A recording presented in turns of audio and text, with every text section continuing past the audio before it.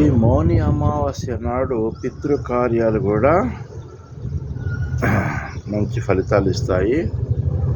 అమావాస్య పితృపర్వం కూడా కాబట్టి పితృశాపాలు, జాతకంలో పితృదోషాలు ఉన్నవారు అన్నదానం, లవణదానం, పెరుగుదానం, గుమ్మడికాయ దానాలు పితృదేవతల అనుగ్రహాన్ని అందించడంతో పాటు ఆయా దోషాల నుంచి ఉపశమనం కలిగిస్తాయి.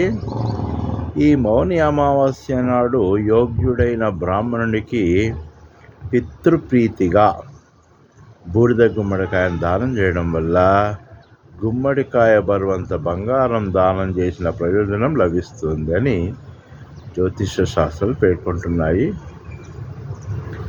ఏదైనా కారణంతో సంక్రాంతి నాడు ఆచరించవలసిన దానాలు, సంక్రమణ దిన విధులు ఆచరించలేని వారు ఈ మౌని అమావాస్య నాడు చేయడం వల్ల విశేష ఫలితాన్ని పొందుతారు.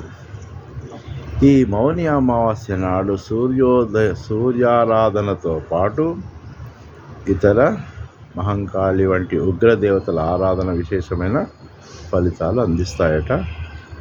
ముఖ్యంగా రుణ బాధలు, ఆర్థిక ఇబ్బందులు ఉన్నవారు కాలభైరవుడిని సందర్శించి ప్రార్థించినచో ఆ యొక్క దోషాలు పోతాయని చెప్పబడింది.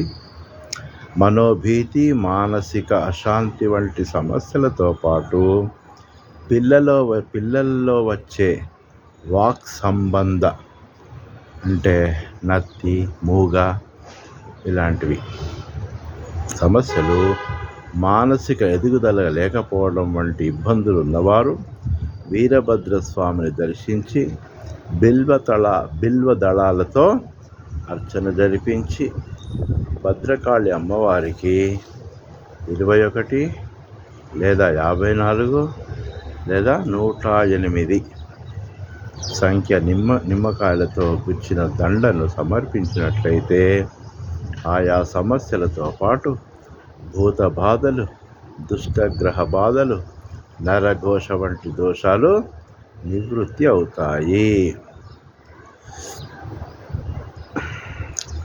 ఆదివారం అమావాస్య రోజున ప్రదోష సమయంలో అంటే సాయంత్రం 6-7 మధ్యలో ముళ్ళతో ఉండే గార మండను అంటే గార చెట్టు కొమ్మ పసుపు కుంకుమలతో పూజించి సాంబ్రాణి ధూపం వేసి ప్రధాన గుమ్మానికి కట్టి ఉంచటం వల్ల సమస్త గ్రహ దోషాలు తొలగిపోతాయని కొన్ని జ్యోతిష శాస్త్రాల్లో చెప్పబడింది. జై శ్రీమన్నారాయణ.